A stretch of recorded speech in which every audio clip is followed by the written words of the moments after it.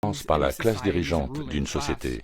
Les individus qui composent cette classe, des politiciens, des bureaucrates et des capitalistes en connivence, sont très enclins aux illusions qui augmentent leur pouvoir. Et aucune illusion n'est plus attrayante pour les personnes avides de pouvoir que l'illusion qu'elles peuvent et doivent contrôler et dominer la société. Lorsqu'une élite dirigeante est possédée par une idéologie politique de ce type, qu'il s'agisse de communisme, de fascisme ou de technocratie, l'étape suivante consiste à amener une population à accepter ces règles en l'infectant avec la psychose de masse du totalitarisme. Cette psychose a été induite à de nombreuses reprises au cours de l'histoire. L'histoire, comme l'explique Mirlo, c'est simplement une question de réorganisation et de manipulation des sentiments collectifs d'une manière appropriée. La méthode générale par laquelle les membres d'une élite dirigeante peuvent accomplir cette fin est appelée menticide, l'étymologie de ce mot étant un meurtre de l'esprit. Et comme Mirlo l'explique plus loin, le menticide est un vieux crime contre l'esprit humain, mais systématisé une nouvelle fois. C'est un système organisé d'intervention psychologique et de perversion judiciaire, par lequel une classe dirigeante peut imprimer ses propres pensées opportunistes sur l'esprit de ceux qu'il prévoit d'utiliser et de détruire.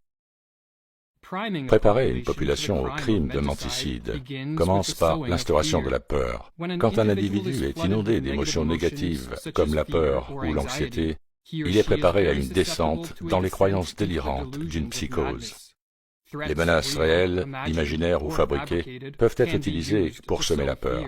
Mais une technique particulièrement efficace pour atteindre cet objectif consiste à utiliser des vagues de terreur. Avec cette technique, la semence de la peur est échelonnée avec des périodes de calme, mais chacune de ces périodes de calme est suivie par la fabrication d'une vague de peur encore plus intense.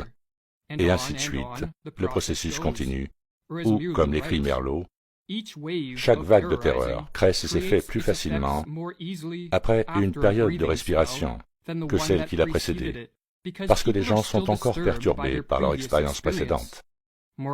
La moralité devient de plus en plus basse et les effets psychologiques de chaque nouvelle campagne de propagande se renforcent, atteignant un public déjà ramolli. Si la peur prépare une population au menticide, l'utilisation de la propagande pour répandre la désinformation et la confusion quant à la source des menaces et de la nature de la crise contribue à briser l'esprit des masses. Les responsables gouvernementaux et leurs laquais dans les médias peuvent utiliser des rapports contradictoires, des informations insensées et même des mensonges flagrants, car plus ils sèment la confusion, moins la population sera capable de faire face à la crise et d'atténuer sa peur de manière rationnelle et adaptée. La confusion, en d'autres termes,